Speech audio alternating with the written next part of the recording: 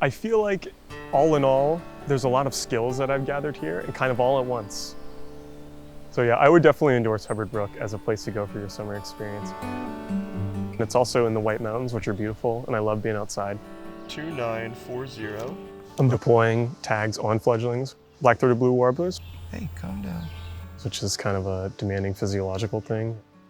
You can see the wire here. Once they fledge, we'll be tracking them every day to see what sort of habitats they use and see that they're survivorship. So there's a lot of predators out there, so we're gonna see how many live. Hubbard Brook definitely exceeded my expectations. I was not expecting to have this much of a diversity in the stuff we get to do. Fieldwork-wise, Jack and I are doing pretty similar stuff. But I'm looking more at fledgling-parent interactions.